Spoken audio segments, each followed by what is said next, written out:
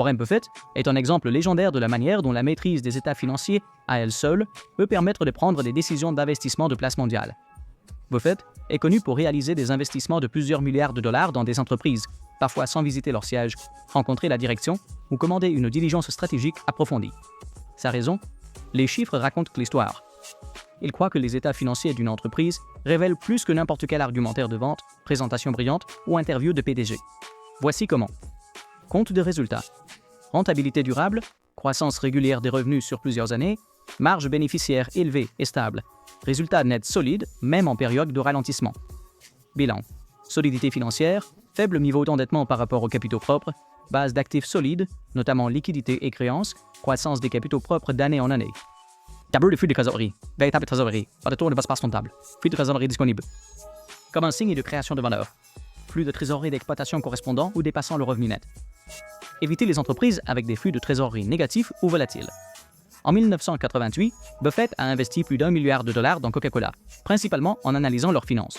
Ce qu'il a vu, une portée mondiale massive et un pouvoir de fixation des prix, visible dans la croissance des revenus, peu de dettes et des rendements élevés sur les capitaux propres, bilan, des flux de trésorerie disponibles prévisibles et en croissance. Leçon pour les apprenants. Si vous pouvez lire les états financiers, vous pouvez parler le langage des affaires et prendre des décisions d'investissement plus intelligentes que la plupart des gens ne le feront jamais.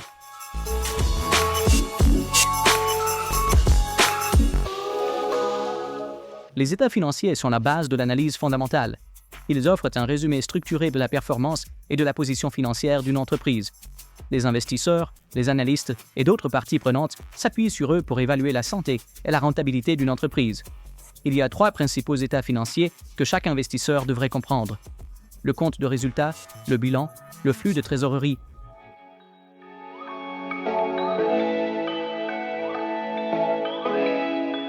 Le compte de résultat montre les revenus et les dépenses d'une entreprise sur une période spécifique. Il révèle si une entreprise est rentable. Composant clé, revenus. La ligne du haut montrant les revenus totaux des opérations. Coût des marchandises vendues. Coût direct de production des biens-services. Bénéfice brut, revenu moins le coût des marchandises vendues. Charges d'exploitation, coûts liés à la gestion de l'entreprise. Profit d'exploitation. Bénéfice avant intérêt et impôts. Bénéfice net, le résultat net, ce qui reste après toutes les dépenses et impôts.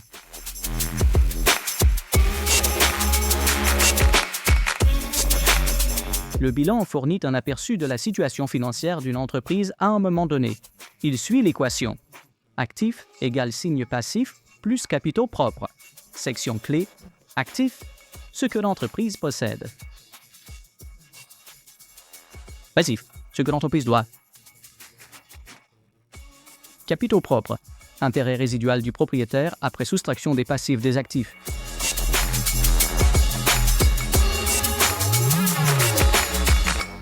Cette déclaration suit le flux de trésorerie entrant et sortant d'une entreprise. Elle aide à déterminer la liquidité de l'entreprise et sa capacité à générer des liquidités. Divisée en 3 parties. Flux de trésorerie provenant des activités opérationnelles. Trésorerie générée par l'activité principale. Flux de trésorerie provenant des activités d'investissement. Trésorerie utilisée pour ou générée par des investissements dans des actifs. Flux de trésorerie provenant des activités de financement.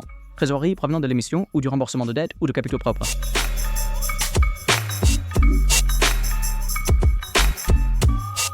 En maîtrisant les états financiers, les investisseurs peuvent identifier des entreprises rentables par rapport à celles non rentables, évaluer les niveaux d'endettement et la santé des flux de trésorerie, comparer les entreprises à travers les secteurs, détecter les signaux d'alerte potentiels. L'analyse fondamentale commence par lire et interpréter correctement ces états financiers. Ils sont les éléments de base pour l'évaluation, la prévision et la prise de décision en matière d'investissement.